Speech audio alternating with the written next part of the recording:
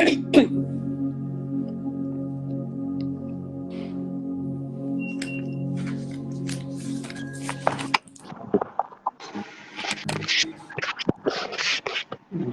कोई ना। हाय मामिना। आज्ञा सर नमस्कार। अच्छा ऑडिबल करेक्टली? हाँ ऑडिबल ऑडिबल।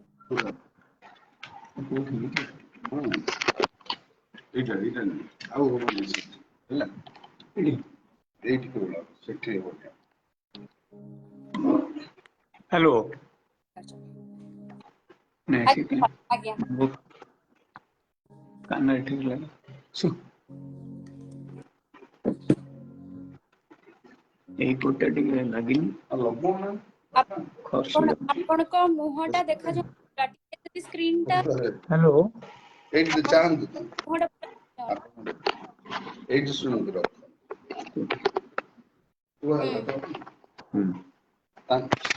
କଣ ଅଛି ହେଲା ଏବେ ଠିକ ଅଛି। That's good.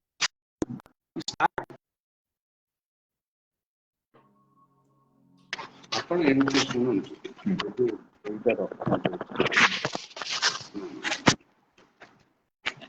ଥାଉ କରୁଛ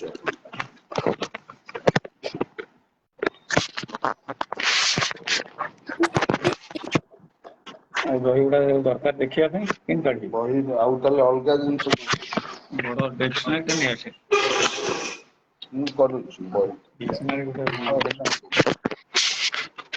ସେଇ ମୋ ପାଖରେ ସବୁ ଅଛି।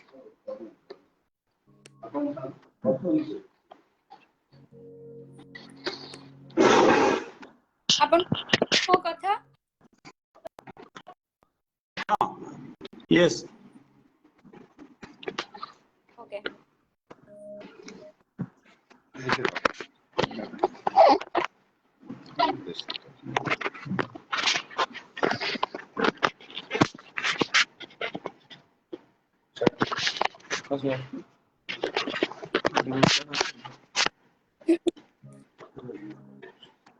बड़ डिक्सनारी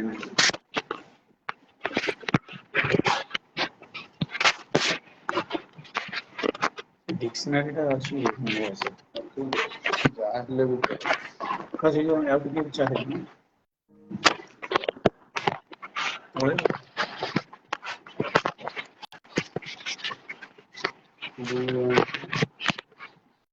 स्टॉप बोलिंग लाइन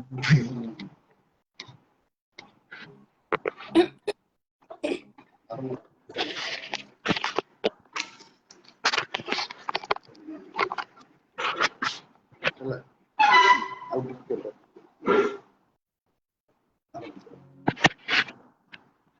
ओके मामिना आज्ञा should we start now? we can Is it all right? हाँ Visibility setup ठीक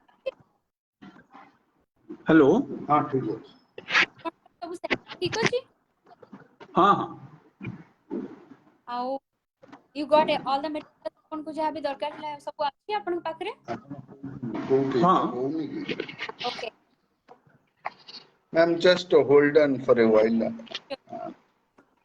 yes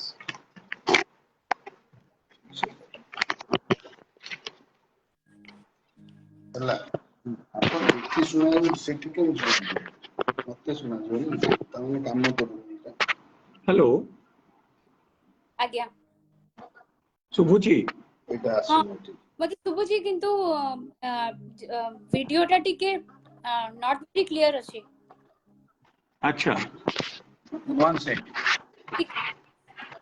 ले कि बसले मे भी ठीक होंता अच्छा एकदम हाँ is it okay now all right ଗୋଟେ ଜାଗା ना ଛାଡି ठीक होची हाँ एबे हाँ हाँ ठीक अच्छी टिके जस्ट हाँ मे भी अल्प समय पर टिके हाँ now it's good now okay okay should we begin हाँ श्योर आपनकर वॉल्यूम ठीक अछि ना वॉल्यूम आप बढ़ेबे इज एवरीथिंग ऑल राइट ନାଇଁ ସବୁ ଠିକ ଅଛି ହାଇଏଷ୍ଟ ଭଲ୍ୟୁମ ରେ ଦିଆଯାଇଛି ଆଉ ठीक अछि everything looks fine then okay. should we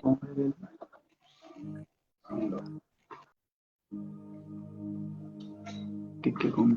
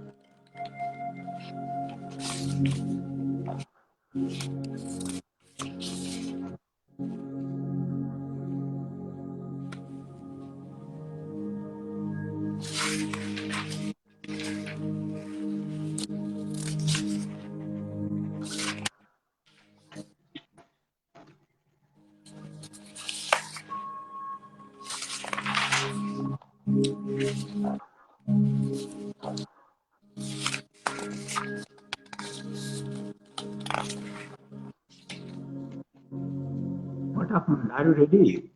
I'm ready Okay, then should we go you. Oh, yes. okay so let's start with the formalities little bit we would like to thank everybody first तो नमस्कार अपन को thank you पुणी थरे आमे एकाठी हेचु to discuss a very sensitive issue gender Thank you. this Thanks for topic your initiative. we already discussed in the last session and we left our session with that discussion that we will be having another session about gender जो जो विषय रे आपण बही लेखि चंती Thank you. तो से विषय रे हमें आज डिस्कस करता हम संगे थरे अछंती doctor Santosh Rath my sir I am so happy to have him here also समस्तंको बहुत बहुत धन्यवाद हमर लास्ट वीडियो रो सर अबाउट 5000 व्यूज हेची आपण समस्त को टिके थैंक यू कर दियंतु Thank you all those who have watched our video. I'm grateful to you. and बहुत भला comments भी लिखचंती I mean it's very challenging it's like they have accepted the fact and they have really responded responsibly about that discussion So nice of them. I was nervous, in fact, actually, whether it went well or not. आपण जदी nervous थिले मु कोन थिली No, this video, this thing is we are not used to. Taking classes, that's okay. But through video charts, etc., sometimes I feel nervous. Anyway, all is well. all is well so say note कि हमें discussion आरंभ करिवा but before starting the session I would like to recite a poem ପାଇଁ ଲେଖିଥିଲି ତାଙ୍କ birthday ରେ Sure. it is okay we have to attend to another thing ଆଜି ମହାଳୟା ଅଛି ସମସ୍ତଙ୍କୁ ଶୁଭ ମହାଳୟା କହିଦବା ଟିକେ Is it Mahalaya today? I don't know. Indian 25th so ସମସ୍ତଙ୍କୁ ଶୁଭ Mahalaya it's a very good and auspicious day we all pray for your loved ones whom you have lost and they become a twinkling star in the infinite sky which you can fantasize about and from where you can draw your energies doesn't really matter if they are present within us as a body or as a form but as long as they live in our heart in our thoughts and in our actions they are alive so with this thought we would like to start and also जेहेतु आज gender रो issue हेची and we will be talking about motherhood, so I would like to recite my poem jota ki mu ma pai likhthili maybe 3 Sure. just 4-5 lines. I don't know how I wrote this. It was not my creation. It was just her magic that I could put into words. So mu seta recite chamchi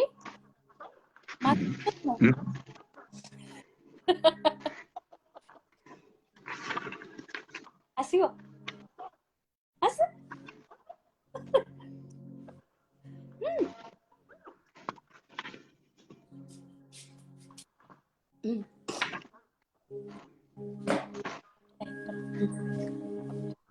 sir ମା नमस्कार Namaskar. आज्ञा I'm sorry you couldn't get the book before you leave. ଏବେ ବହିଟା ମିଳିଲା ନା ନାଇଁ Mamina? Any idea? ନା ଏବେ ପର୍ଯ୍ୟନ୍ତ ପାଇନି ନା ମୁଁ ଆସିଥିଲି ଏବେ ବହିଟା ଆସିନଥିଲା ପୁଅକୁ କହିଲା ନା ଆସିନି କିଛି But I have sent the details. Postal detail Mamina ପଠେଇଥିଲି. ହଁ ହଁ ମୁଁ ତାକୁ ପଠେଇ ଠିକ ଅଛି ଆଚ୍ଛା. ତ ମିଳିବ it is okay, not a problem. We have the source with us, so I'm not worried at all. Indian Postal Service cannot be, you can't depend on them. That's And right. my student told this will be reaching by 3 to 4 days time. He is in postal service. And he assured me that since you are posting on 3rd, it will be reaching by 6th or 7th. So anyway, forget it. Okay, you start. ମୁଁ ସେ କିଛି words wait କିଛିଟା sentence जो ଅଛି ମୁଁ ପଢିବି. Sure.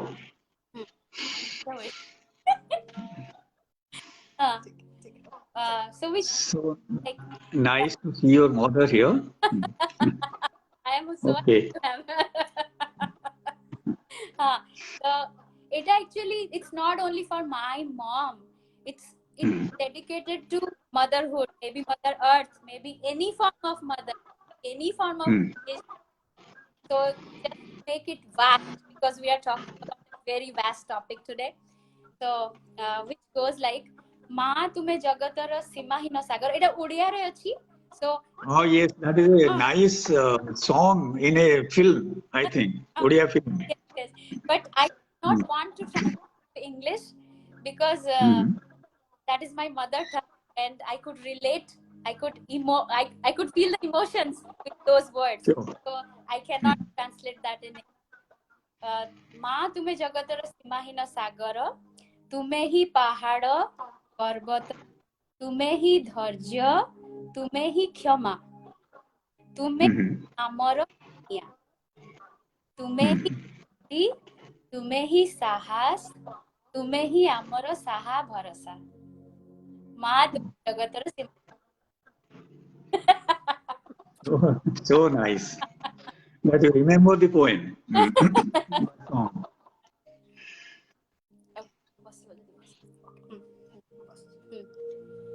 Okay, so with this note, we are going to start the discussion. Yes, sir.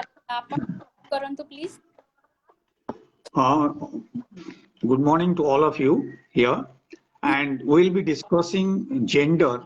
And basically, in the beginning, we'll go for the distinction between gender and sex, because the word gender and sex are probably used synonymously, but that's not true. Yes. There is a vast distinction. Gender is socially constructed, whereas sex is a biological, natural, physical characteristics of a person. Let us begin with Simone de Beauvoir's quotation. She has said, "Nobody is born as a woman. It is only society who made them women." So what is this? We must analyze this. What is the meaning of this sentence? You see, she was telling, and which we will be discussing in our say future course, that men and women at birth are only physically different. There are some physical, biological characteristics which distinguish between a female baby and a male baby. But apart from that, when you talk about the potentiality, when you talk about the do's and do nots, it is not natural. Nobody is born with those attributes which are assigned or imposed on a girl with the process of socialization in the family, in the neighborhood, in schools, in colleges, in all these places. Actually, these attributes are imposed on them, or they learn it through the process of socialization. And the gender identity is created through this socialization process. So let us, in brief, discuss what is gender and what is sex, and why people confuse, whether sociologically or in our general discussion. Let us see, when we talk about sex and gender, there is distinct this thing. You see, the genetic difference between a girls and boys are, girls are XX genetic differences, and boys are XY. Then see, hormonal differences, they have the testosterone, aggression, and androgen are higher in males, and while estrogen is higher among the females.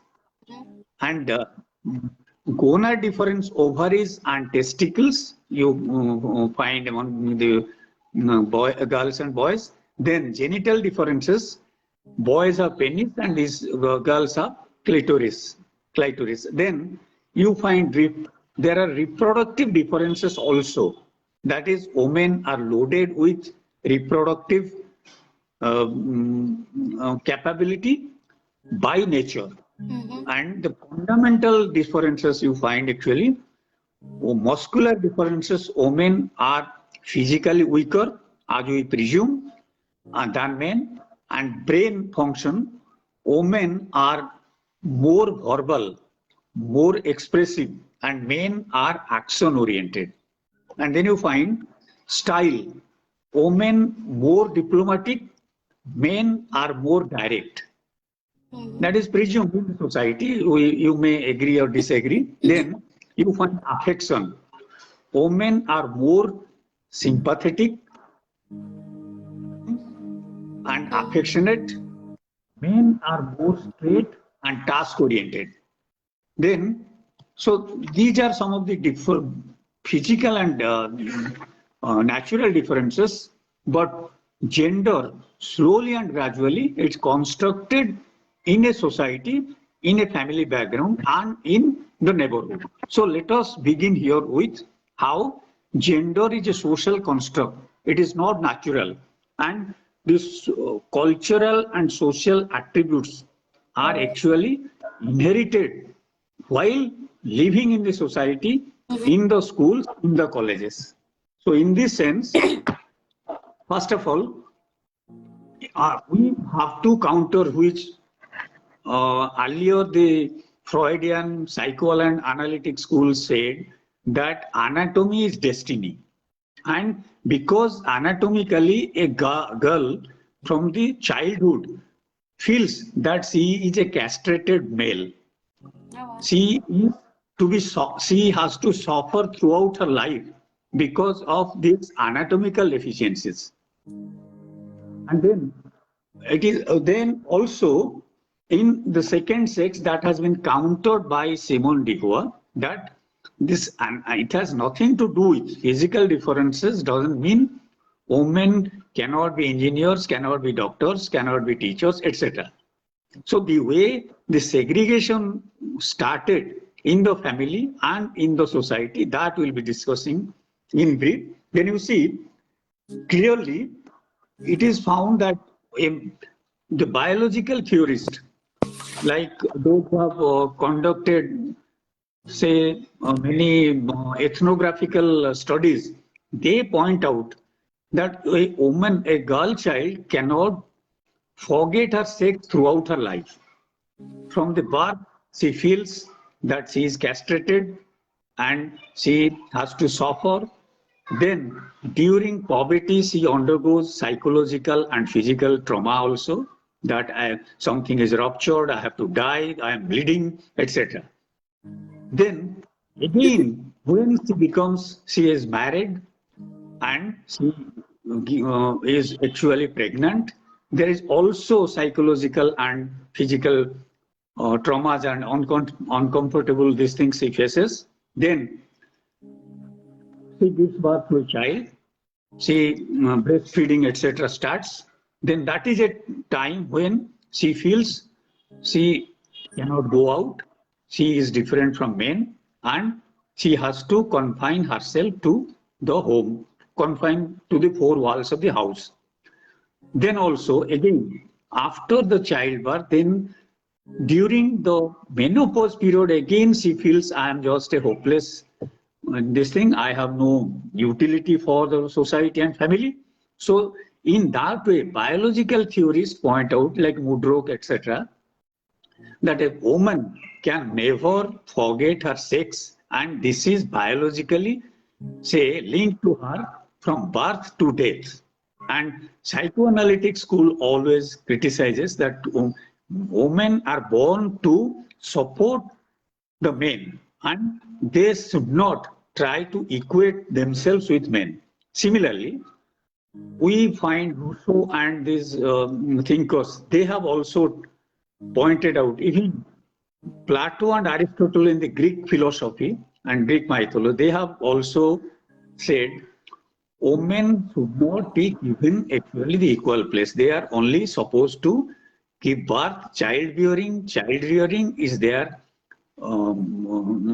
duty, and they should only support men, and they should not be given citizenship. And here I can point out that voting right for women only was assured in 1920. Till that time, even Britain, which is the mother of democracy, has not given voting right or say political right to women till 1920, until the feminist movement took place in Western countries. So look at how they were suffering. And then you find also until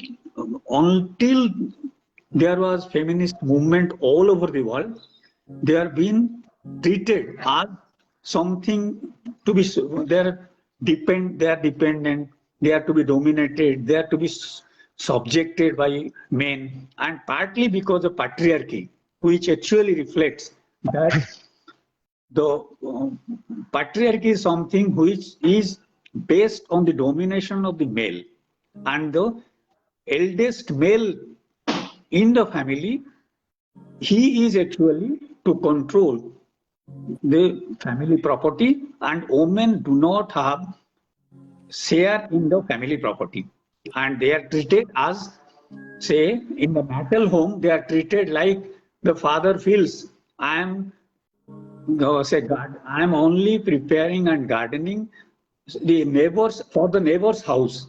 A girl child is, he from the beginning she feels that she is born to go away, and she is not a part of this family. The other, she is treated like other. And you see, from the early childhood also, there is a preference in India about a male child. When a boy is born, it is being celebrated.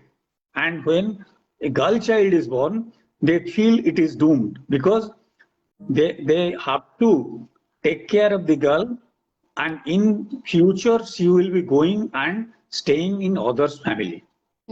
So this way, patriarchy, because of they do not have the right to property, they do not have share in the family property where they are born, and after marriage also, earlier, there was no property right for women.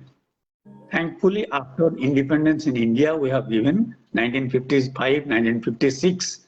In 1956, Property and Inheritance Act passed, and even till date, those who are uneducated, those who are in the rural sector, and those who are actually Dalits or maybe socially disprivileged, when they are being thrown out of the house, they languish in poverty, they do not have any property, and they have to take care of the children.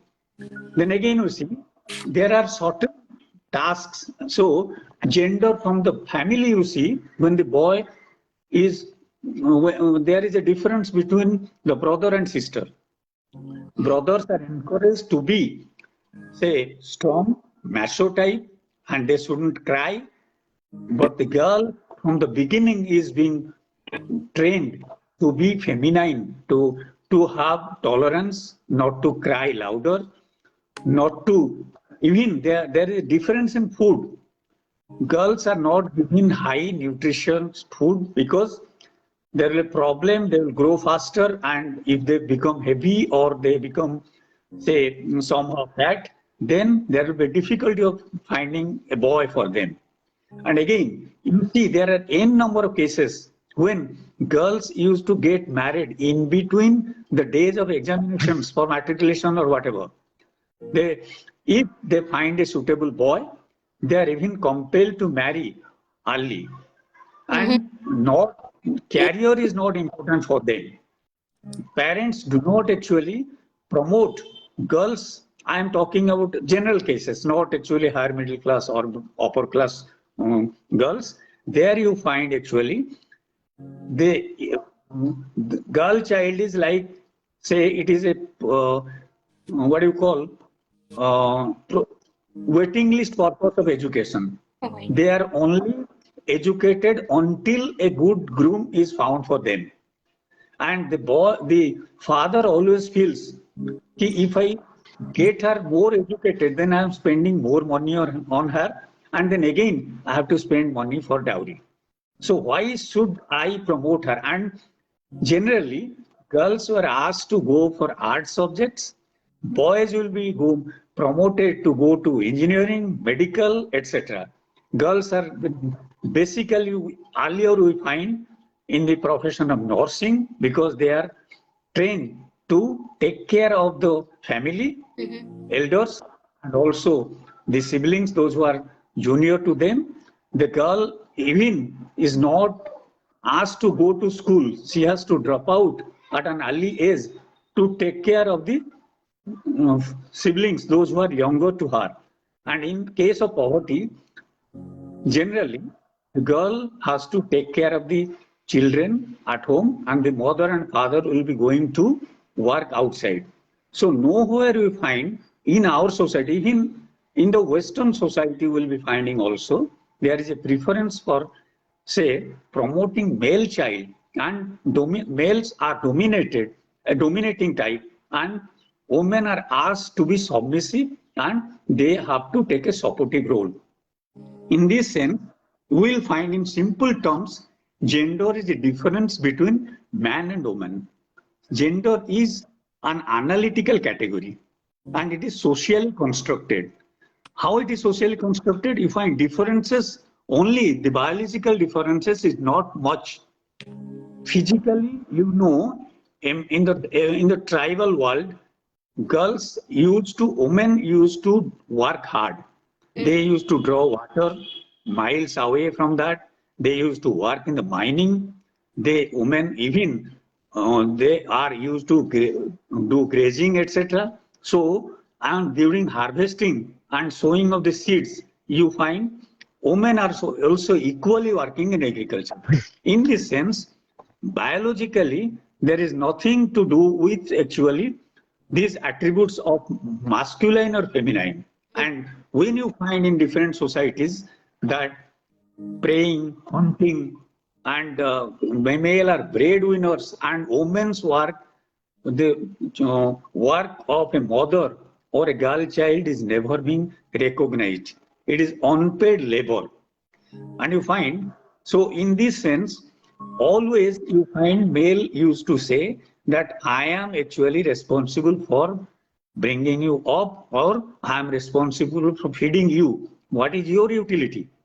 So this way, our society from the very beginning prepares a girl to be submissive and to accept her subversive position, or say secondary position. So in second sex, this has been challenged by Simone de Beauvoir, that these are actually this society created a man and woman, and not that a person is born as a woman or man, excepting for the physical differences. excepting for some of the reproductive, say, differences. There is nothing like why a woman cannot be an engineer or a doctor or cannot be also a leader. We have seen the best prime minister we had, Indira Gandhi. Yes. So given a chance, women are now pilots, engineers, managers, and they are doctors, etc. And they can manage the family much better. So this is a humbug, or we can reject that nothing to do with the supremacy of male, which is created by society and culture. Actually, physically, biologically, nothing short. I think you want to ask something. You want to intervene? I wanted to like tribal is like talk about varnashram system, like kshatriya. Varnashram system is followed by the Hindu mythology. Hindu mythology. First hochi brahmacharya, tapare hochi seta varnashram.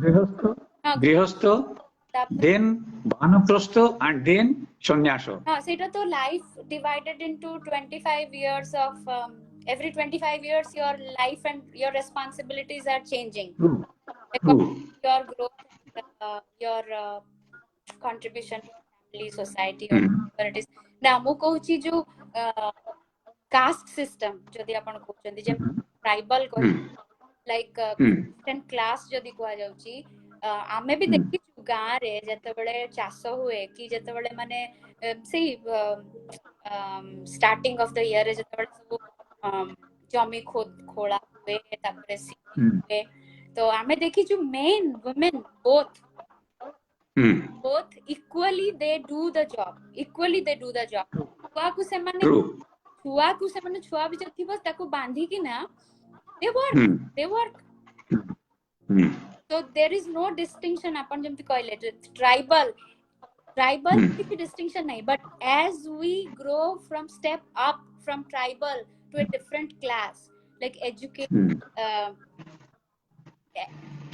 I will say education has brought this discrimination, like we are educated, so sophisticated. Like in some families the women, they should not go out of their house because they are like ମାନେ ଯେମିତି କଣ କହିବେ ଯେମିତି ରାଜା ଘରର ସବୁ women, they don't. You are pointing out that about the false this thing prestige or pride that upper class women should not go to work. That brings some indignity to the family. I am not to be say nurtured by my wife's income. There is some stigma in society. That's a different, anyway, that you're right. And you find mostly the middle class, they are sentimental fools. They value more about upper middle class and middle class. They value more about these things, that this is something, how come my wife will go and work and I will be sitting idle? Or once she is going to work, when she comes back, she is independent financially, she is empowered, and she is going out from the private space to a public space. So the dichotomy of private and public is broken. Earlier, it was like a woman should be confined to the private space. She is not allowed to go out for any public meeting. She has no say in the community meetings or community organizations. She is not allowed to participate in politics. She is not allowed to even discuss the mortgage of family property or division of family shares. She is a passive agent. She is just to carry out the order of the patriarchal order, actually, which we will be discussing what is patriarchy and all. So till now, we have discussed how gender and sex is only biological, physical characteristics, something genetic. And when we talk about gender, that is a socio-cultural construct that attributes the characteristics which we feminine or masculine which we create in a society. You see, in the schools also girls were segregated, Yes. girls were and in the family also you see how socialization takes place. I'll be briefly talking about gender socialization creates the gender identity and clearly distinguishes men from women. You see, in the family, look at how they have been socialized from the beginning. She will be asked to play with the toys like crockery, she will be pots, etc., and cooking items. And the boy will be given trucks, tanks, or a gun to play. And then he will be learning from the media that father is reading newspaper in the drawing room, mother is cleaning utensils in the kitchen.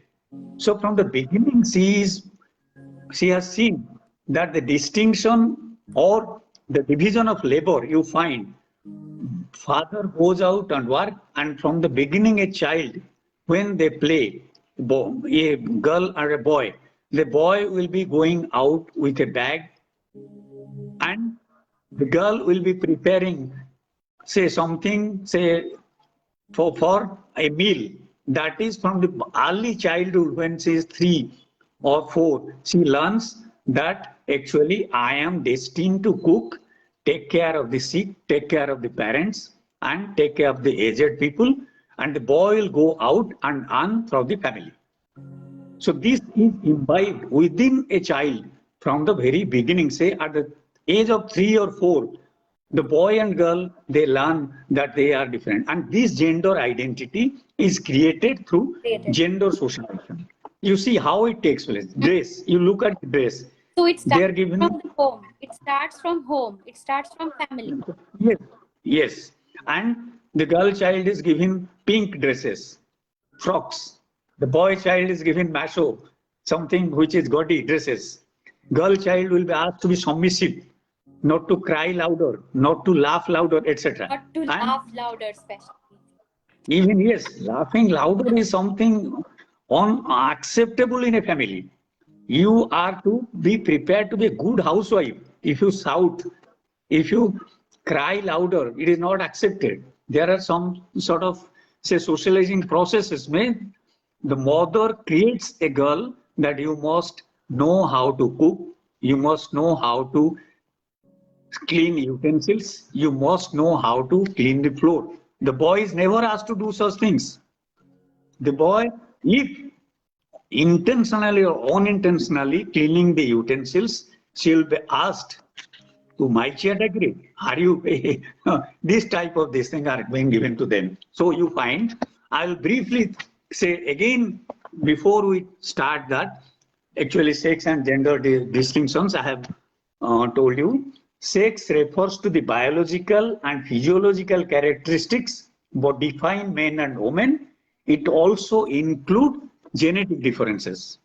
Then when you talk about gender, we find it refers to socially constructed roles, behavior, activities, and attributes that a given society consciously appropriate for men and women. So there are distinctions only created by the society. The attributes are constructed, the behavioral pattern, the dress, etc. all are created in the society, in the culture. Then you find biologically sex is determined by genetic and say anatomical characteristics.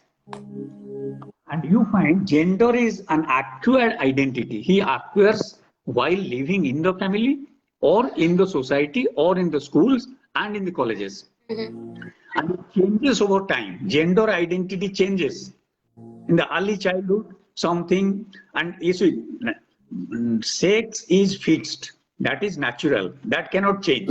Physical characteristics distinction will not change. But gender identities change with time, context, and actually in the society. Different societies have different attributes for men. Even in a matriarchal society, female used to dominate.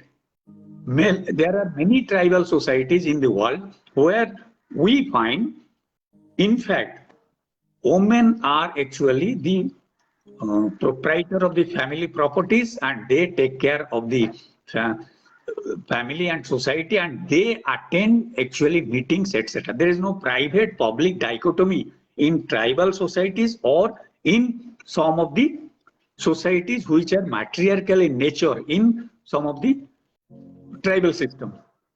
And the property is transferred even in India, Khasis and Nayars, or you find Todas, there actually you find family property, family name, family lineage is transferred, say, from mother to the daughter. Oh, wow. Mother owns the property. And this way, actually, there are differences in different societies. And then you find from these perspectives, you find gender is how culturally and socially constructed. Sex refers to the biological differences. Gender describes characteristics that society and culture determines from the socialization process. So these are actually we have already discussed. We will not go into details. We'll come back to gender stereotyping and gender socialization. How sex roles are being stereotyped.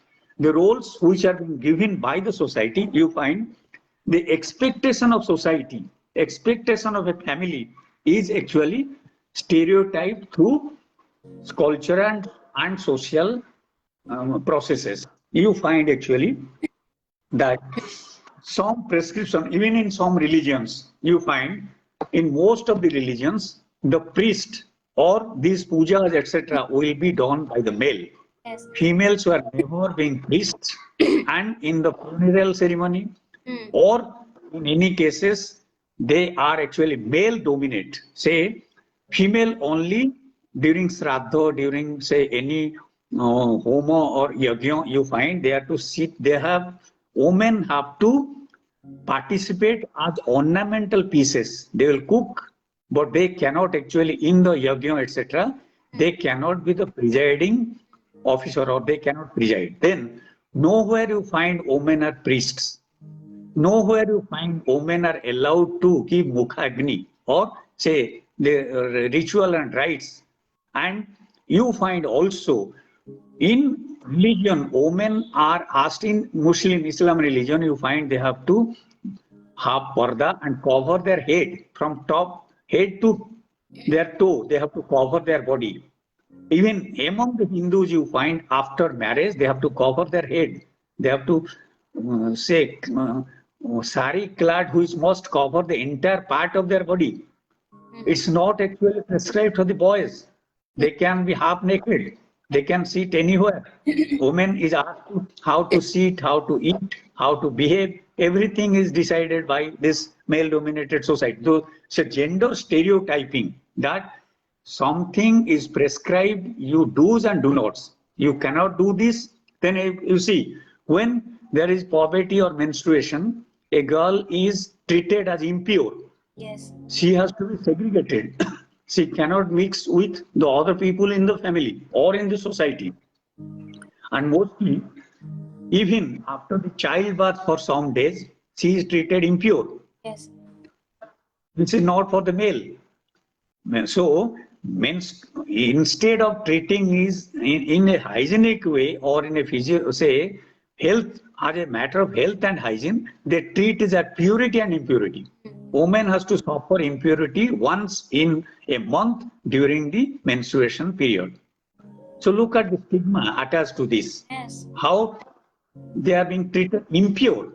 And these are some of the, then you find also this type of stereotyping is created culturally and socially. Cultural. Why?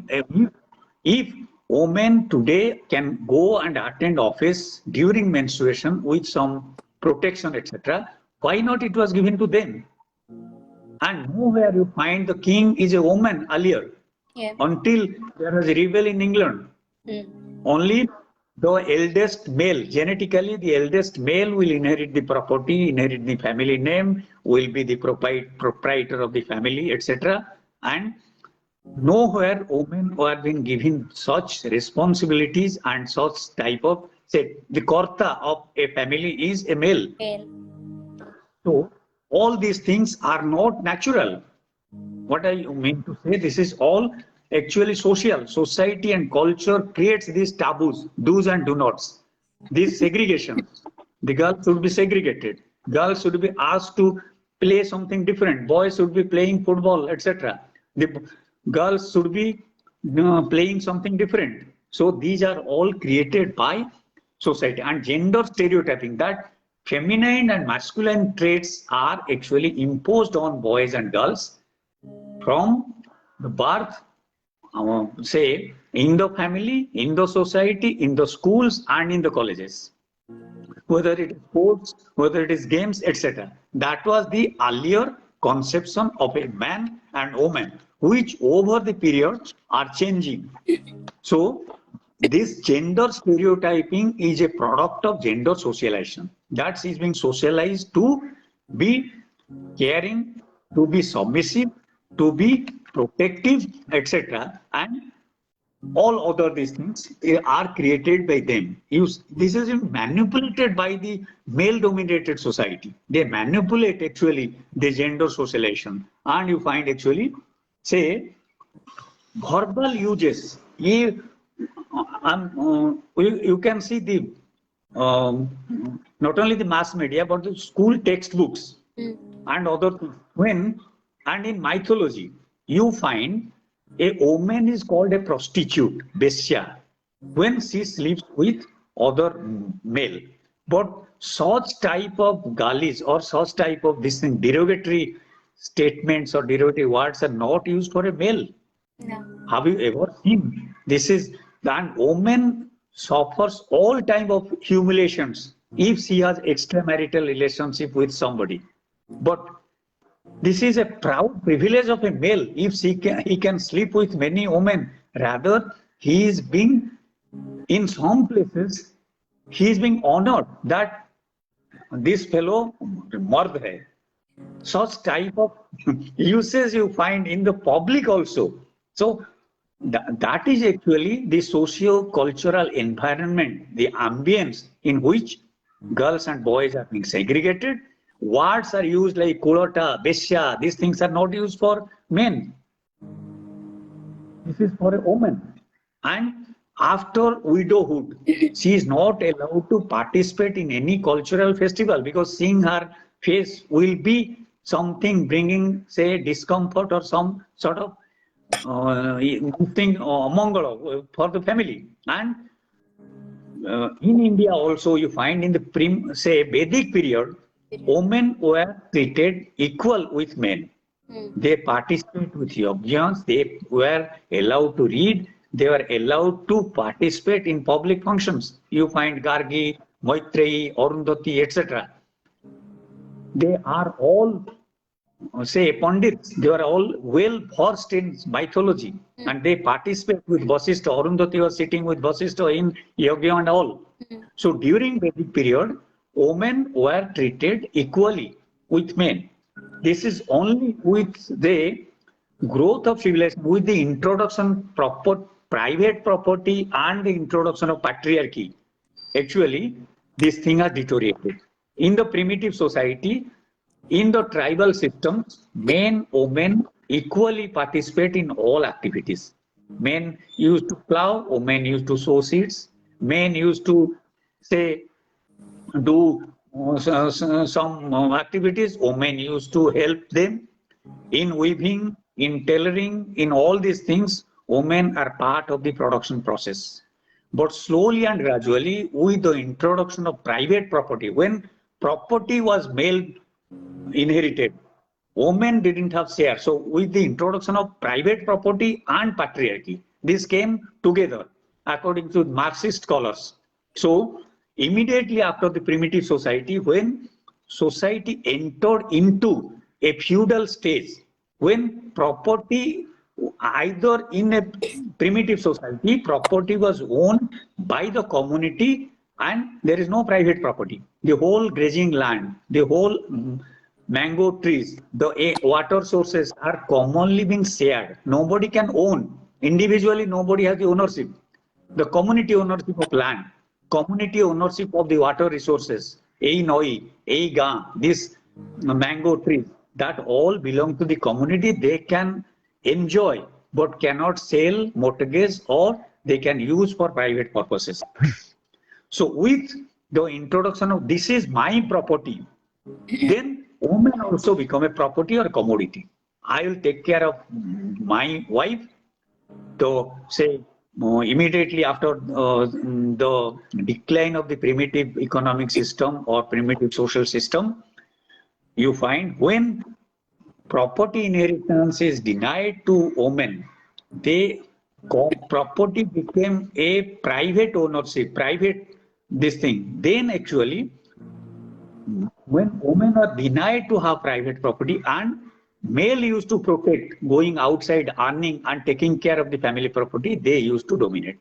So this is something to do with, and there also patriarchy evolved as a system where male headed families and male managed families developed, and there is no common in a common property system. So they are actually, women also were treated like commodities, like a sofa or a bed or something. This is my wife. I take care of her. I can go for polygamy. I can marry many women, but not women. She has to maintain chastity. Physical chastity is imposed on them. Even among some of the Muslim societies and also among some Hindus, this is being honored. Women should be chaste before they marry. It is not for the male. See, look at the discriminations. Yes. Why not? So you want to comment something? Let me take some water. Yeah. Amu bas discussion through out of my understanding.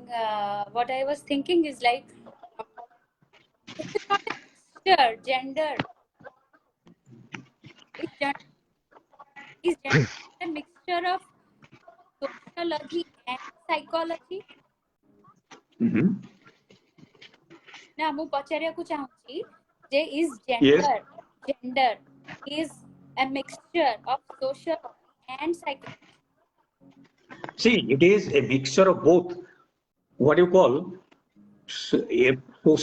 society and culture that creates this image, that stereotypes, that identity, Yes. gender identity. Naturally, there is God has not created men and women as different, excepting for the reproductive organ or for Body. say some physical differences. But God has never said what men can do and what women cannot do. Yes.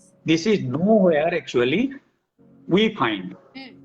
But slowly and gradually, because of the male domination in the mythology or in the culture, you see, people used to say Mahabharata was created for only one lady. She is responsible for killing of so many women, so many men.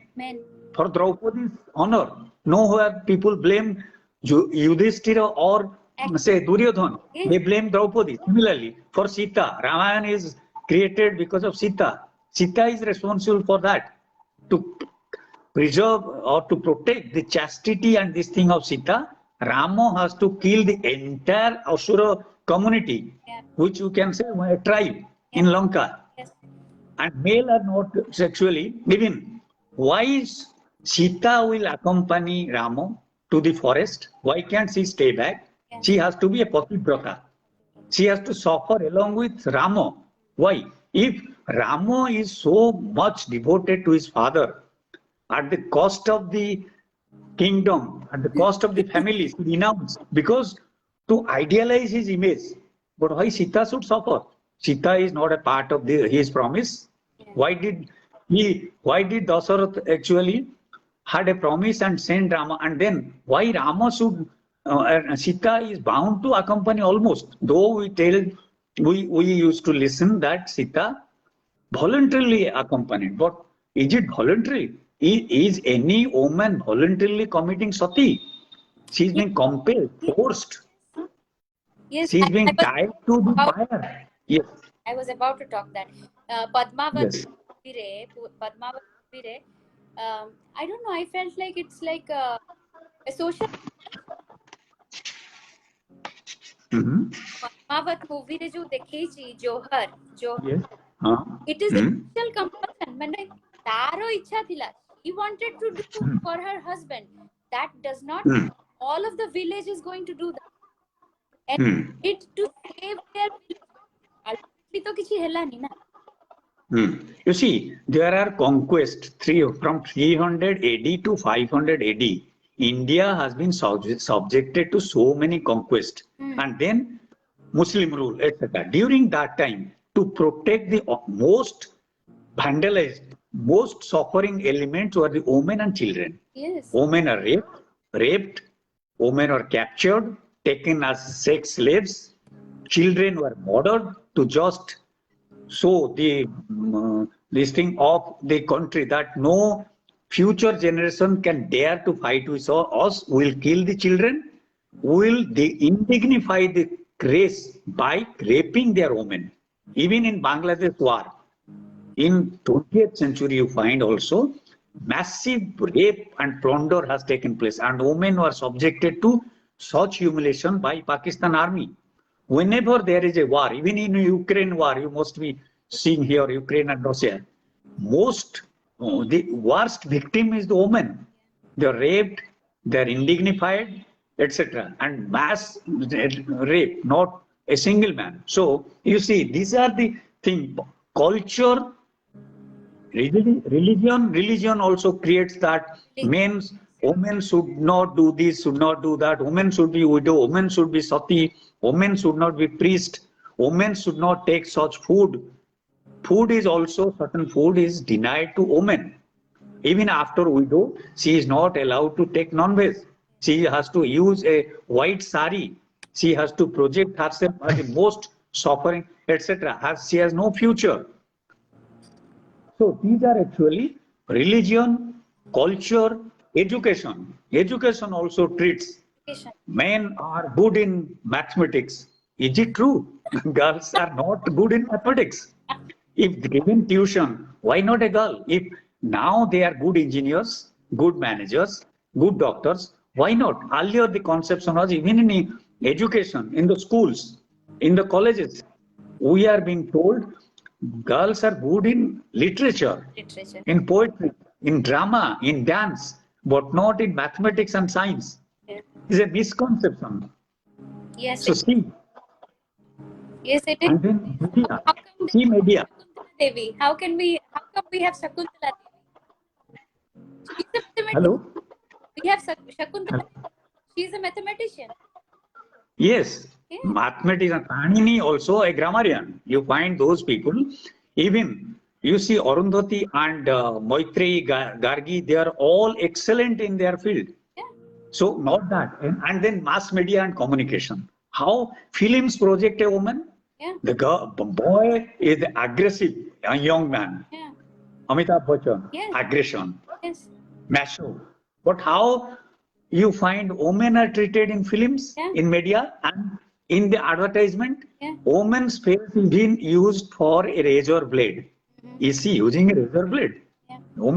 Men are clean, but the face of a girl will be shown.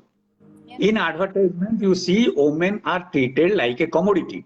Yes. Their face to marketing device is actually, and a girl or a woman is being, say, painted in the media, in the advertising agencies as a commodity, and she is to be marketed. So, and the dress you see in media, in advertisement, what are the dress? They will be scanty dressed. They will not be, and then male should be totally aggressive. And in the female films also, how many female dominated characters are there? You see, all are she will be chased, she will be hounded, finally she will be subjected to the male AI, and there will be villain who will be coming and torturing her or attempting to rape, and the boy saves the girl. At least she cannot save herself. Why such characters? Yeah, but the thing is, sorry to interrupt, but what yes.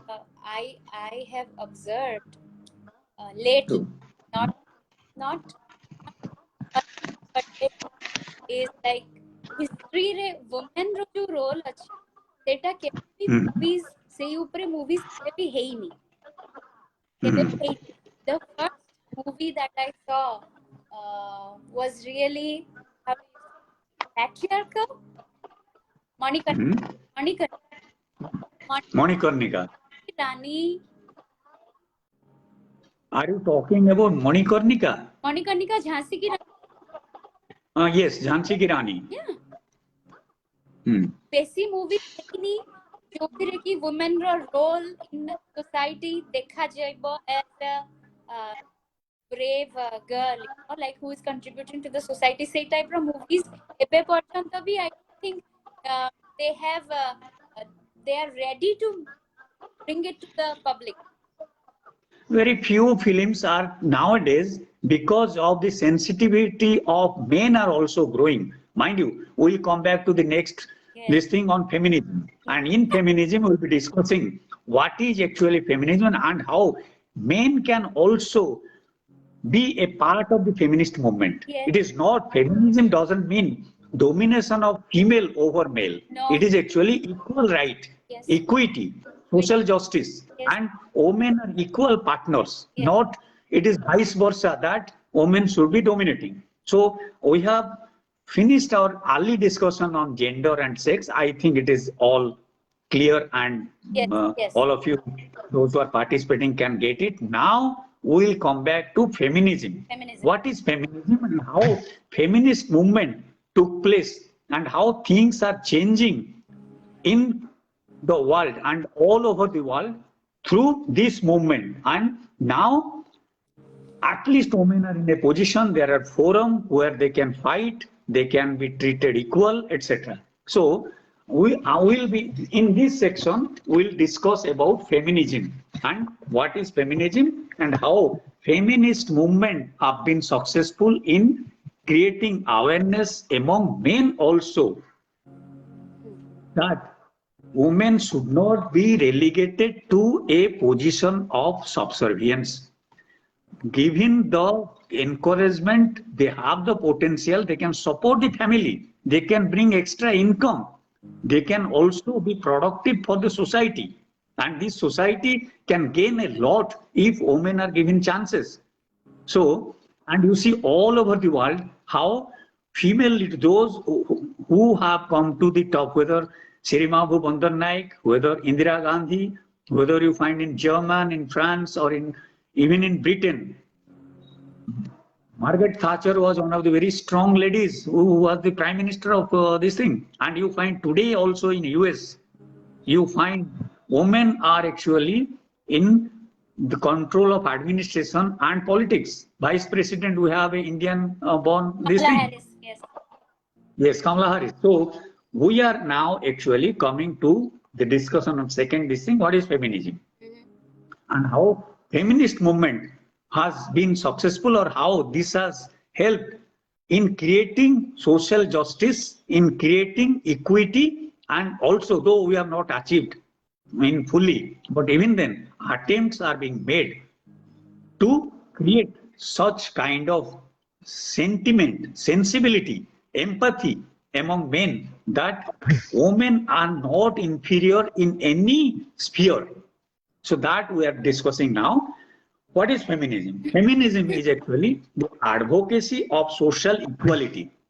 Oh, wow. That men and women are equal, and women is not actually in say are it is a direct confrontation against patriarchy and sexism which prevails in the society. They challenge the patriarchal norms, the culture of male domination, and the culture of subjugation of women. So, and in that sense, we'll be discussing how there are several waves of feminism, and then we'll discuss the theories of feminism in brief: liberal feminism, Marxist feminism, radical feminism. So, briefly we can go through, not in a textual manner, feminism as an ideology, and feminism is an ideology and a practice and a movement. As an ideology, it is actually based on equality of men and women. It is an ideology that is, it encourages, or it is based on equality of both the sexes and abolition of any sort of discrimination of men and in the society, and nowhere actually women should be discriminated in the society and equal opportunities should be given to them. So it actually, in the dictionary meaning, you find feminism defines as a belief that women should be allowed the same rights, same power, and same opportunities in like men in a society and in public sphere. And it also emphasizes that actually, say, let me read it, set of activities intended to achieve this state of equilibrium. Equilibrium means equality of men and women in all spheres. And also you find it is opposing patriarchy, it is opposing male domination, and it is also patriarchy will be discussing in brief after this. Feminism is defined as an awareness of patriarchal control and exploitation and oppression of women by men. And there also you find in materially, ideologically and theoretically, women have been subverted due to society and culture, etc. And why not property be equally distributed among men and women in a family? Why the boys will get the share, not the girls? And why the female child is treated from the beginning to wear certain dresses, to wear, say, eat certain foods, and to be prepared for cooking and cleaning utensils. Why not? They are being career oriented. They are being promoted to study. They have to choose a career. And why not? They are being given a right over their own sexuality and choice of a husband or choice of a groom, and also say choice of getting married or unmarried. All these things are also to be discussed seriously. And feminism is as a movement, as an ideology, it is based on equality of men and women. As a movement, all over the world, people, women and men also participated in a big way and sometimes to fight against this discrimination in society. So let us discuss about feminism in ourselves, and as feminism views the personal experiment of, say, experience of women and men through the lens of gender. And you find how we think ourselves, the gender identity has to be changed, how we act, the gender role, gender identity, and say the nature versus nurture. Nature has created men and women equally, but ambience, nurture, we have been nurtured to be unequal. And then also we find how society should abolish all sort of discriminations in all spheres in promoting men and women through legal system, through social attributes and all opportunities, etc. So it is very difficult actually to discuss feminism and to justify to the male dominated, male, what you call pig, male, say they are yet to accept feminism as an ideology, and they used to say prefer the male domination in all part of society. Let us first begin with feminism as an ideology, etc. Then you will find the changes that have taken place and feminist discourse also in India, how they have been also, we find in our society.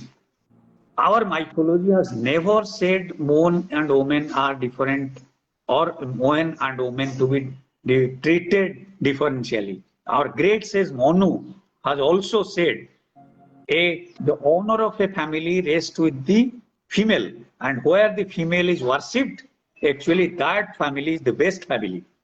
And also you find, so our mythology our this thing, only the misinterpretation by the male in afterwards in the society has created this discrimination. Nowhere, in no say, it is neither in Bible nor in Puranas or Shastras, but post-Vedic period, from the days of Mahabharata and afterwards, actually, treating women equally has started. Draupadi has been uh, asked to be undressed in a congregation of the courtiers, and Bhishma and others cannot even, because of the patriarchal domination.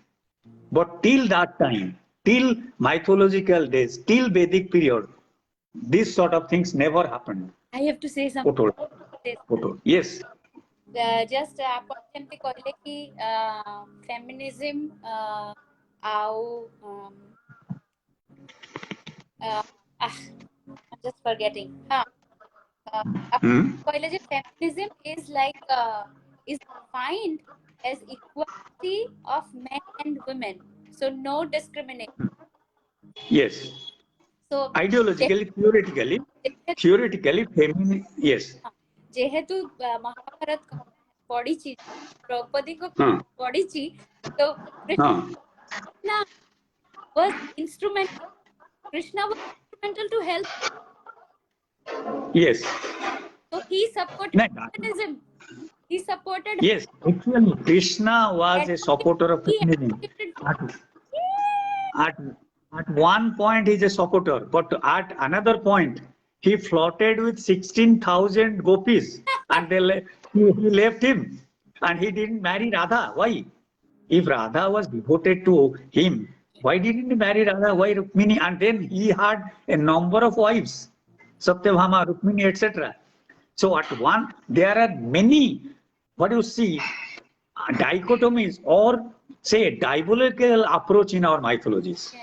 At one point we say we worship Lakshmi and Narayan, Shiva and Parvati, etc. And then Saraswati, Durga, etc.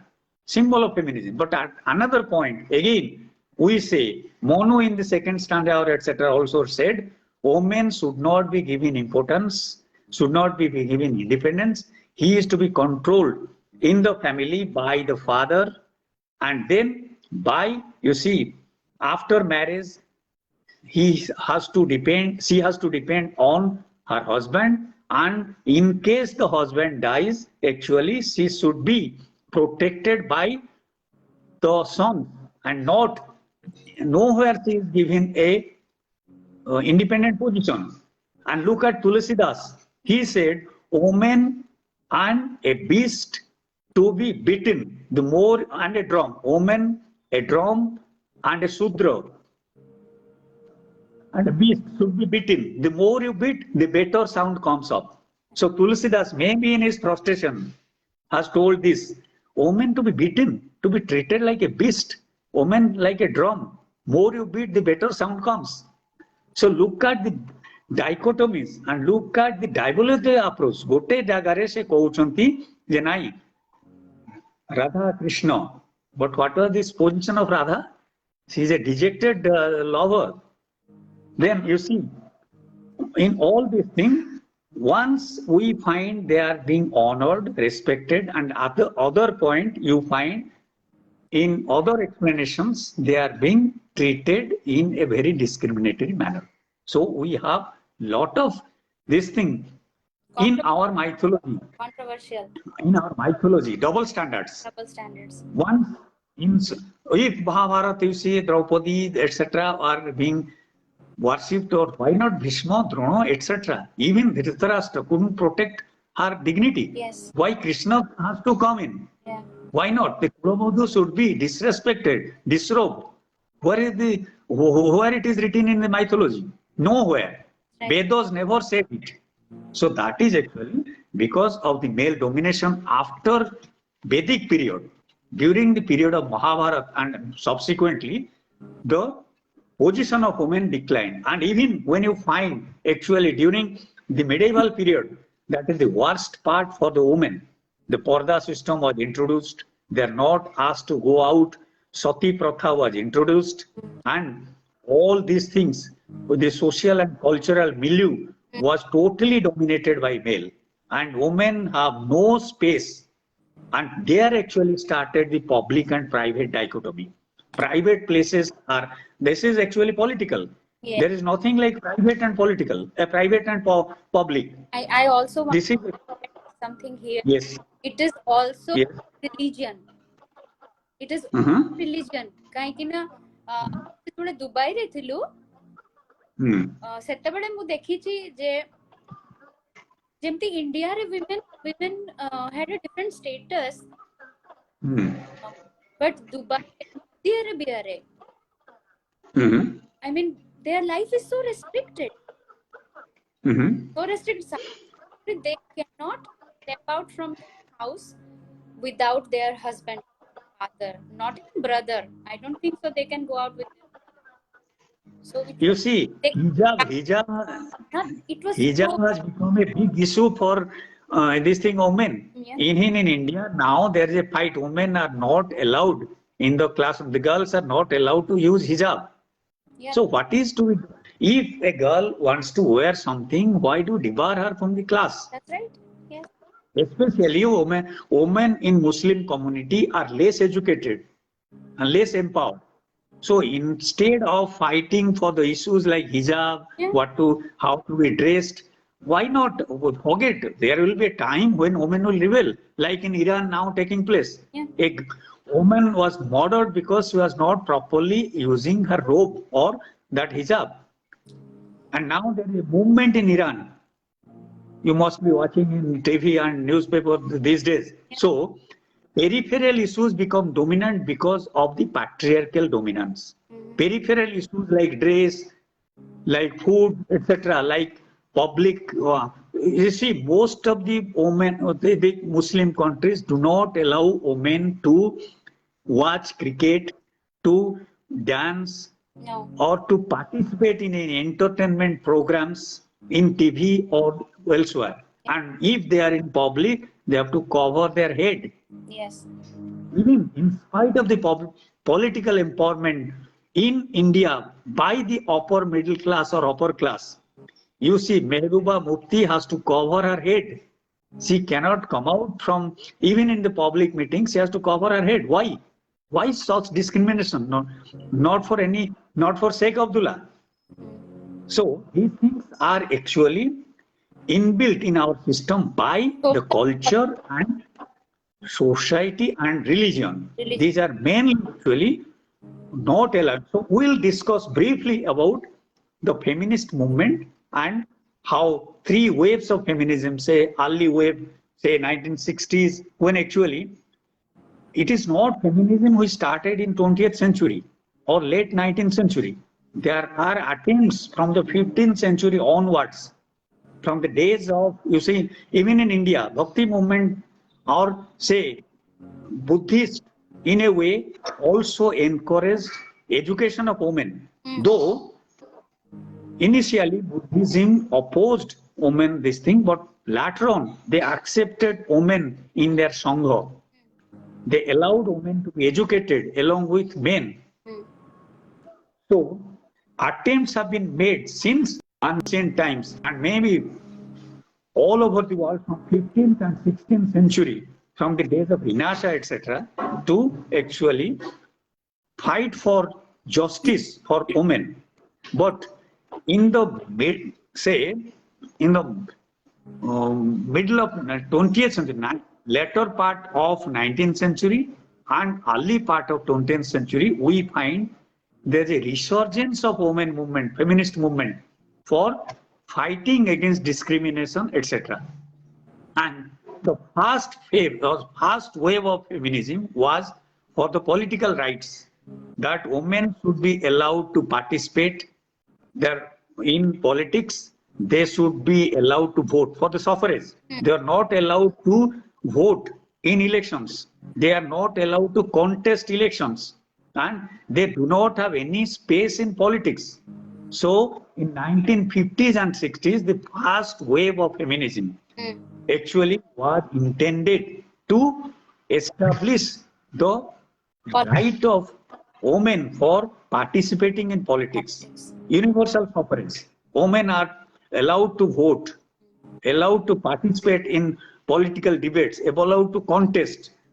And finally, in 1920s, you find voting rights were granted to women. So first phase was actually political rights. You find in the 60s and till early 1980s, you find the notion of personal is political. Personal, whatever personal is decided by the society, it is politically determined. Not that it is there is a political aspect. There are no legal rights were given to women. No women say even the Maternity Benefit Act, etc., came much later. So, personal is political. That is the slogan during the first wave of feminism. They contested that this is nothing like private, public, that say dichotomy, etc. You have imposed it on us, and then you find in the health became a primary issue in 1960s. Women's reproductive, yes, the women's sexuality should be a concern of women, not the men. Why men will control her sexuality, her reproductive right, how many times she has to be pregnant, how many children she has to produce, why that? Later on, they were being fought also. So, main focus was political rights, so universal suffrage, and say creating an awareness about women being equal to men in public sphere. And then there are many people, they also participated in this wave. Second wave, which we call actually second wave of feminism, was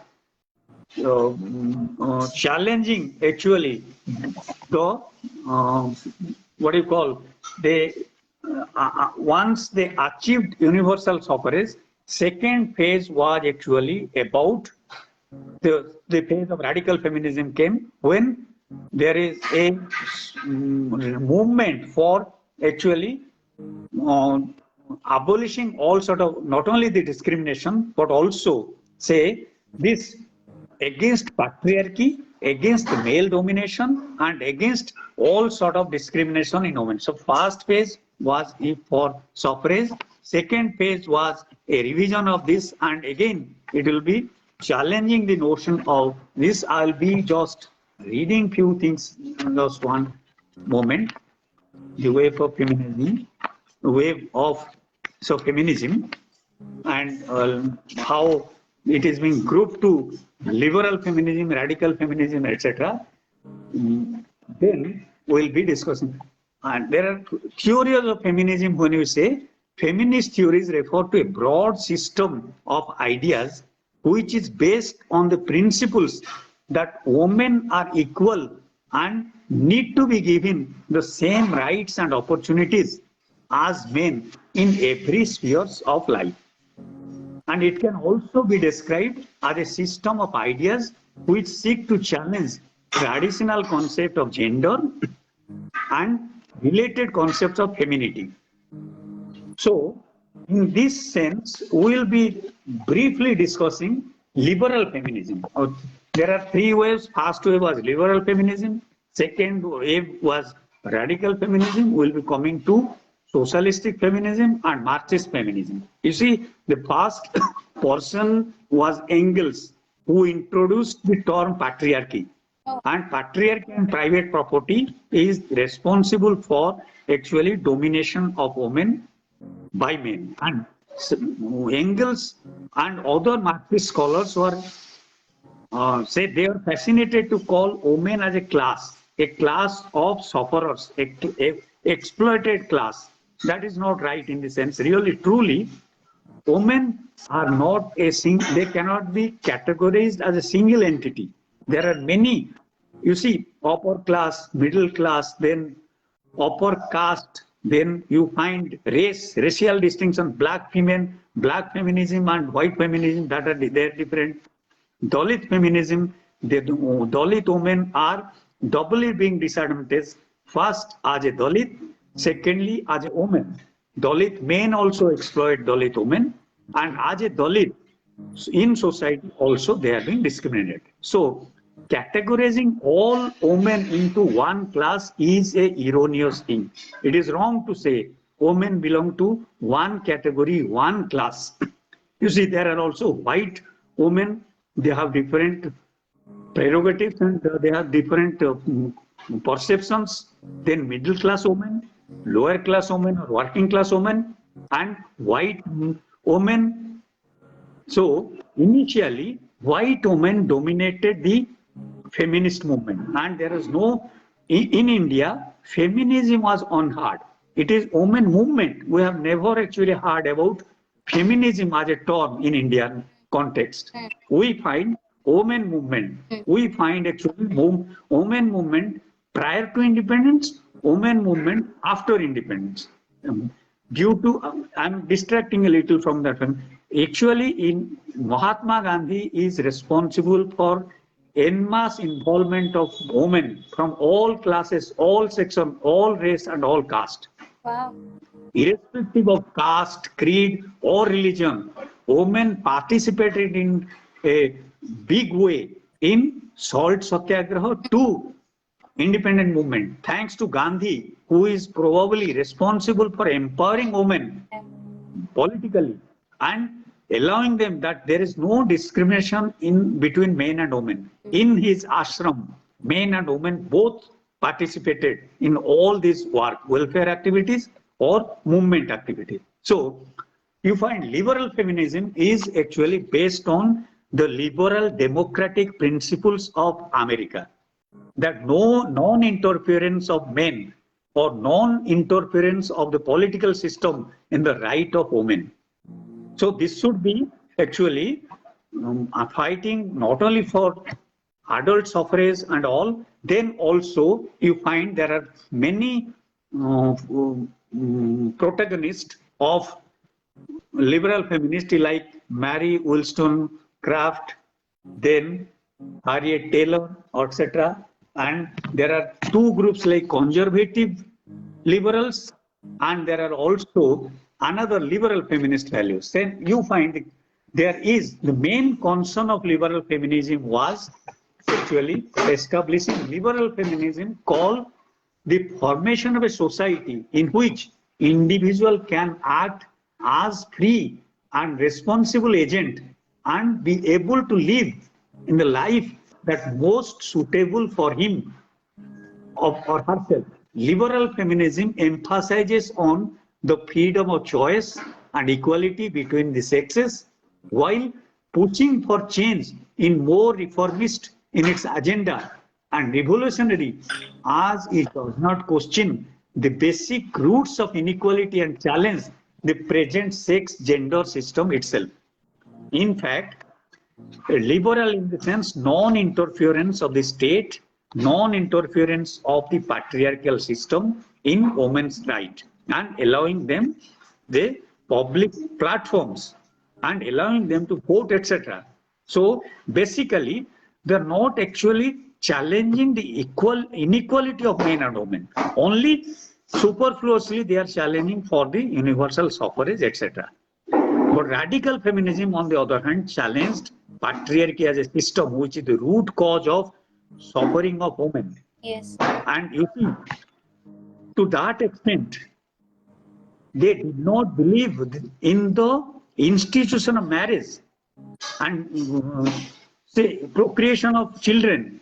Even Simone de Beauvoir herself did not marry. No. She had a live-in relationship with Jean-Paul Sartre. They stayed together, but they didn't marry because they both decried, or they say do not believe in the institution of marriage, because marriage brings subjugation, because she has to be your child, she has to breastfeed, and she has to confine, etc.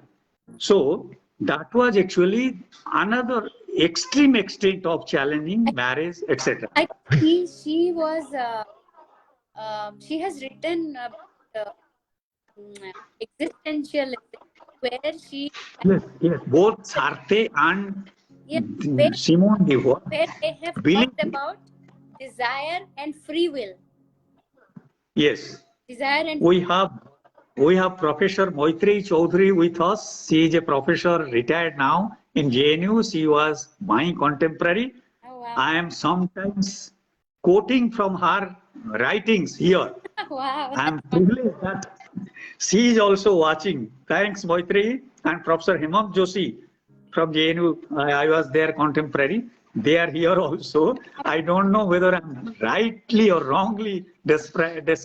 I am really bit nervous when Moitri Chaudhary, she is a professor. He has written books on feminism and on the gender issues. Wow. She is a prolific writer on these issues. Anyway, my salute and my thanks to Moitri I would and Hemant. thank her. Thank you, Maitri Chaudhary madam. Thank you for watching us. Thank you so much. Also, thank Dr. Joshi. Thank you for being with us. Thank you. So, this way actually, for liberal feminism challenge this, and since there is a paucity of time, we have to proceed. Probably, I have also told you some of there Mary Wollstonecraft, Harriet Taylor, then B.T. Friedan, all these things. This liberating strategy and education and employment. These are the issues they are challenging. They first Wollstonecraft actually convinced that women of upper classes in her time were frivolous and vain, not by nature, but because their socialization. The faulty socialization process actually created this sort of hiatus or dichotomy. And then, secondly, she also affirms women are equally capable of and entitled to a rational education. Women are not only, say, irrational, emotional, but they can also be promoted. Rational education can bring such changes. And you find a good wife or mother cannot be imposed on women. Why should she be a good wife or a good woman? What is that? Why not she be given the space to grow, space to unfold, space to be empowered and independent? All these issues are being addressed, and the liberal feminist movement actually they're also emphasizing on career prospect of women, and that motherhood should not actually compel them to stay back at home and should not take up a career. And then radical feminism, which I am just skipping some of these things, all the fundamental tenets of liberal feminism, fundamental principles I am telling in brief, then we'll come back to radical feminism due to paucity of time, because this is a very extensive this thing on gender. So first of all individuals have certain essential features. I'm talking about the basic principles of liberal feminism, basic ideas. First of all individuals have certain essential features. They are capable of achieving rationality, moral agency, and self-realization. First principle, self-realization, achieving rationality, and moral agencies. Second principle is these qualities can be exercised through legal recognition of universal rights. There must be rights all over the world relating to women. It should be supportive to carry out their empowerment, their independence, choice of career, choice of a husband, choice of reproductive this thing, whether to have a child, when to have a child, and how many children she should produce. Then the inequalities between the sexes are not based on any natural differences, but they are consequences of socially constructed pattern behavior. So third principle points out that the inequalities are socially and culturally patterned. It is not natural. Yes. That we have discussed in social construction of gender. Then we also find that gender equality in society can be achieved through an organized appeal to the human capacity to be moved rational arguments. So these are the things basically liberal feminists were trying to establish through the movement. And I've told you the protagonist. Then we'll briefly come to radical feminism. And radical feminism is actually totally different from that of liberal feminism. They are called radical in the sense mostly the leftist ideas are incorporated into this. It is like you find radical feminism covers wide spectrum of variant views on the sexual oppression of women. How women are treated like sex slaves.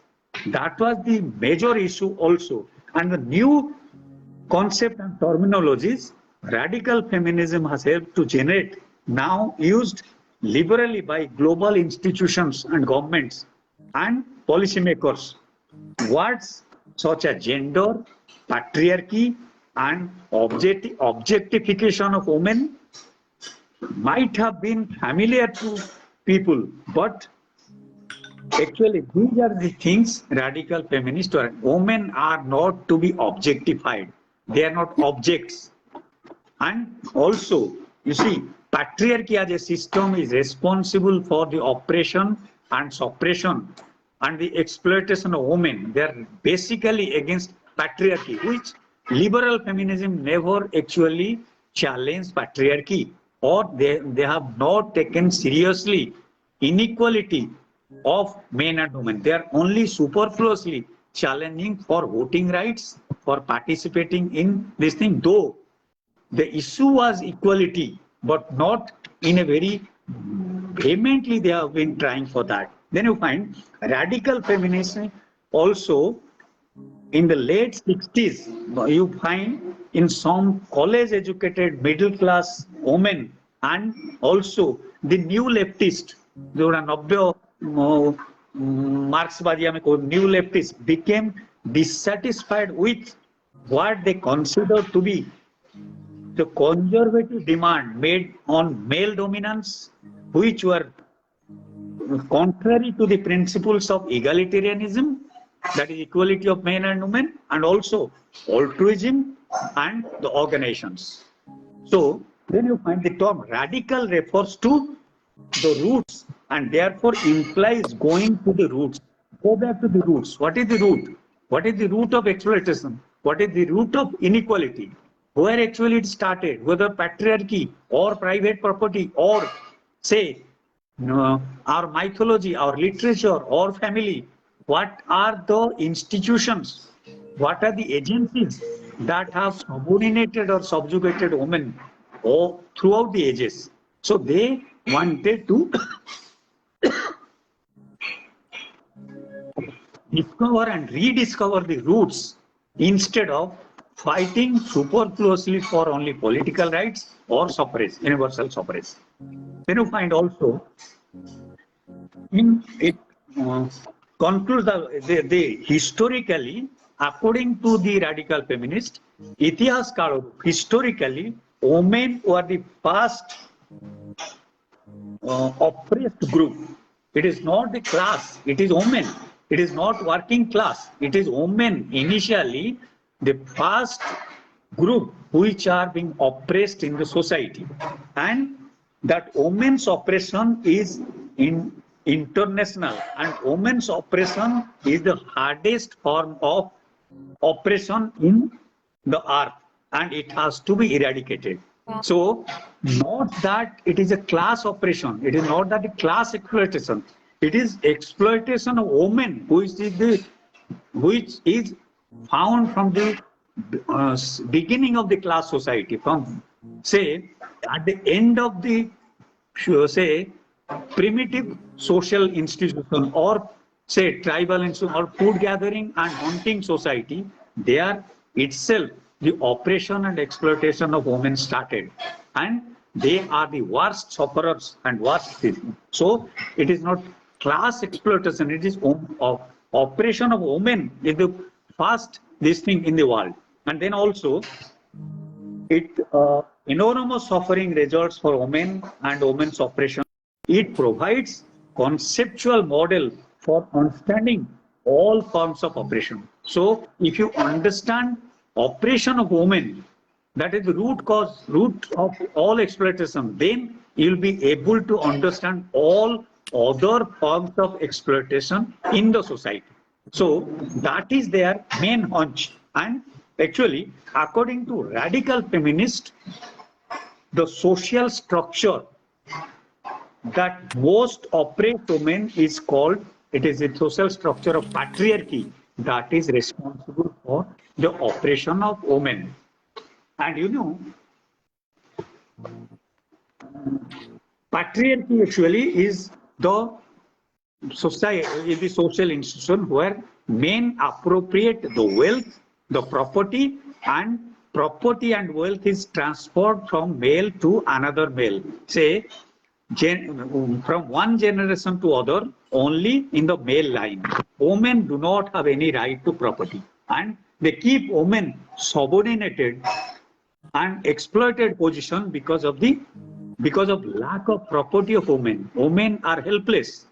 They are not having any share neither in the natal family nor after marriage they can have any share from the family property of the husband after his death, or if they are divorced or they are being thrown out from the family, they are actually going to the streets for begging or whatever.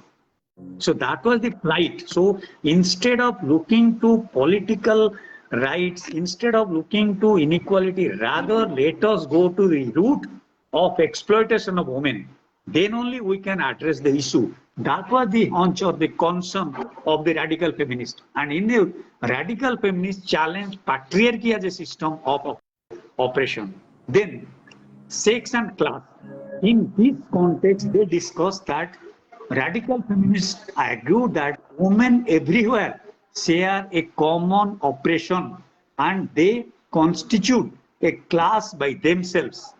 So radical feminists believe that all over the world, whether it is in Africa or America or in India, whether on the basis of caste, class, race, everywhere women are a group, they are being oppressed and exploited. They, throughout the world, nowhere you find women are in a position where women are given a public space. So that is actually, in the opening word, Sulamit Firestone also says, the dialectic of sex. Here, she has written a very book that is Dialectics of Sex. There she says, unlike the liberal Marxist, radical feminists pay attention to the ways in which men control reproduction. In other words, women's bodies. Men control women's bodies. Men control their reproductive things. When and how many times they have to be pregnant and how many children they are supposed to give birth is controlled by men. So not only economy, but the reproductive system also is controlled by men. And women's bodies are being controlled and subjugated. The control of men over women may be varied in form, different in form. That is restricted contraception, sterilization, abortion, and laws of pornography, etc. These are all kind of violences actually women used to suffer.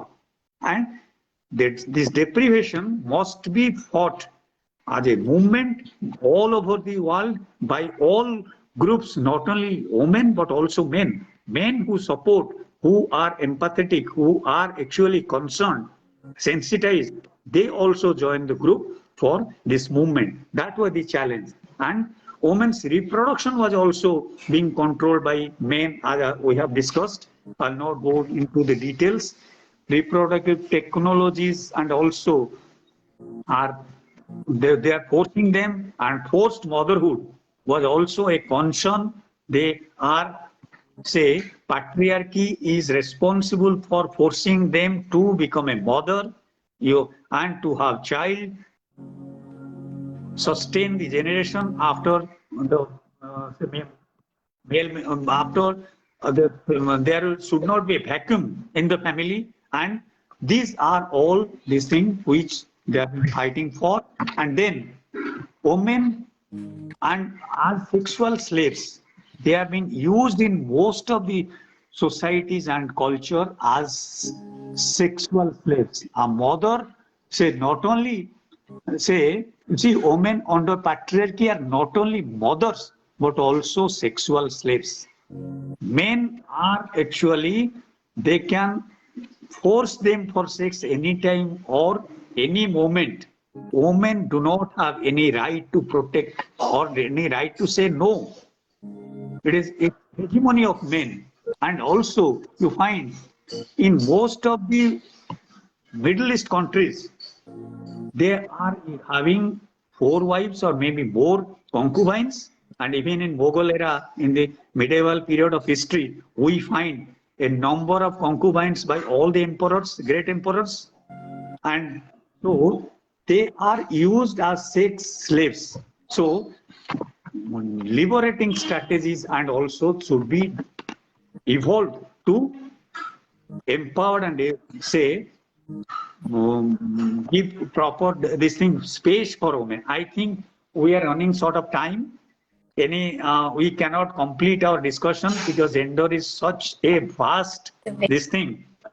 You cannot go in one session. This is all difficult to say complete all. So rather, before we conclude, rather you have your concluding comment. We have only 5 minutes left as per the schedule. I am thankful to Maitreyi Chaudhary, my younger, and Professor Hemant Joshi, who are actually staying in JNU those days. So I am so privileged that they are watching this video. Anyway, you conclude. I'm sorry we cannot complete all these things on women. This needs probably 5, 4, or 10 these thing sessions. Anyway, you conclude. I think we will keep rolling this episode. This is not a confusing episode for gender. So we will keep it rolling in our upcoming series. But it was a very, very informative discussion for me. We discussed about mythology, we discussed about the Vedic culture, we discussed about Hindu culture, we discussed about family, we discussed about gender, we discussed about culture, how culture shapes the you say how culture and most of the things which I understood is like men and women are shaped according to the culture and what do you say, society. Society, you can say society and culture actually is responsible. Culture, basically, 80% of the things are like culture and society. Then also religion adds to it, and then the what do you say? Then their historical background, and their class, and their education, and their in the varnashram system, in the caste system. I mean, it's a lot. It's a lot. Can you ask for some comments from others? If they are, I think କିଛି ଆପଣ ପଢନ୍ତୁ, ଆପଣ ଦେଖିପାରୁଥିବେ କିଛି କିଛି ଲେଖିଛନ୍ତି ଲୋକମାନେ, ଆପଣ କମେଣ୍ଟ ଦେଖିପାରୁଛନ୍ତି. Please address them. I can see Professor Hemant Joshi is saying wonderful. Yeah. And I might have lost all other comments. Anyway. କିଏ ଜଣେ ଲେଖିଛନ୍ତି Suna. Don't know. That's awesome. He is a professor in Kalahandi. He is also a JNUite. Okay. Maitreyi might have taught him. Okay. Cecilia, that's awesome. Thought shared, sir. Regards. Our Manas Kumar Malik lekhichandi wonderful presentation, sir. Tapare au jane ke lekhchandi Vijay Lakshmi Jena Samal. She is also a lecturer in a college. So she Sociology. Great. Tapare Tanmoy Rath lekhchandi congratulations Aja. You can address him. Yes, my grandson, related, not exactly directly, but anyway. सी भी पुणी लिखचंदी excellent, great to see you here. तापरे जलक्ष्मी समाज से भी लिखचंदी great informative session. आउ तापरे Anyway, forget those comments. Let's you conclude rather. We're probably running short of time, and this will be boring for the participants. No, it is not So, boring. It was very interesting to know from where it rooted and how the society and culture shaped everything, and then how women were oppressed, how people have perceived women as sufferer, and from there, women have started to think about themselves, like Simone de Beauvoir.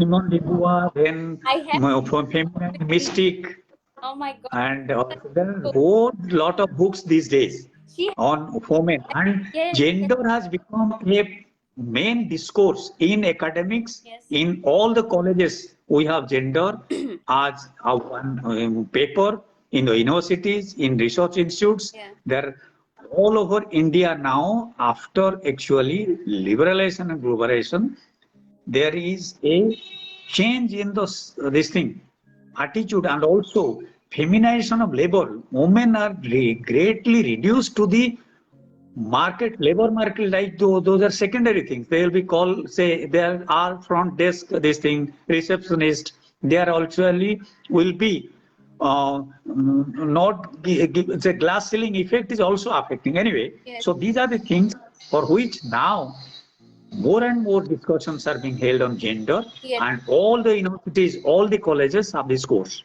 And also, Anyway, you continue. educating women, also men figure, men role model, like I would say Ramakrishna Paramahamsa. He started. He was a disciple of a female goddess, feminine goddess, and that is also very inspiring. That is also very inspiring. Yes, we have a tradition of worship of Durga, Yes. Kamaksha, and Kali. Yes. So when men actually become helpless in the hands of Mahishasura, it is actually goddess Durga who saved Yes. the entire humanity. Yes. So we worship at one place women mythologically, and then in real practice we are oppressor. Explain. So this is the dichotomy in Indian society. Yes, this is related to each and every person's responsibility and self-realization. Like how much you can be responsible towards a woman. If they start thinking like that, it is all Yes. about our thoughts. If we do not think, we cannot do. True. So if somebody initiates a good thought, like you are writing about gender, you are letting educate people how to perceive, how to open your mind, how to let feminism grow, not as a body, but as a gender. So which is Unless you develop empathy, Yeah. and unless you put in their shoes, unless you are suffer from those disprivileges, it is difficult to realize and fight for that. So empathy is the main concern, putting yourself in their shoes, yes, say, and then participating in a research, this thing, more ethnographic studies should be conducted on women Yes. in a participant observation manner, staying with them, Yes. seeing their plight, seeing in rural areas, seeing the tribal women, how they suffer, and how commodification and objectification of women has taken place, how even in advertisement and in mass media and in films, women are being projected as a commodity. yes, So all these things have to be addressed. yes. Anyway, We will keep these episodes in between, definitely, because this is a very vast topic, and I would like to thank Santosh Rath sir for educating us on how we can make a better society and how we make a better world for men and women both equal. Thank you. It is a great honor that you remember me and you have initiated these holistic conversations and putting me as this thing participant. I'm really honored and privileged to have a discussion with my student who is now active. After I see you active, probably more active these days, and for few years probably you are devoting it to your family, now to the society. I'm really honored to see you in all activities. Thank you so much Such kind of. to have you with us. Thank you for educating us. Thank you for writing books. Thank you for educating everyone on feminism and uh, gender, and teaching people to treat gender as equal. Okay. ଆଜି Okay. ପାଇଁ ଆମେ This is all. ଯୋଉମାନେ ଆମ ସାଙ୍ଗରେ ଥିଲେ ସେମାନେ ସମସ୍ତଙ୍କୁ ଧନ୍ୟବାଦ ଜଣାଇବା ପାଇଁ ଚାହୁଁଛୁ. Thank you very much for staying with us, and thank you very much for watching us, commenting on our discussion, and wish you all a very happy Mahalaya. Wish you all a happy Durga Puja. ଆପଣ ବି Thank you. ସମସ୍ତଙ୍କୁ ଦୁର୍ଗା ପୂଜା ଆରମ୍ଭ Thank ହେଉଛି. you. Thank you, Manina. Okay. A great Thank you. experience to be with you. Namaste. Okay. Thank you, sir. Bye.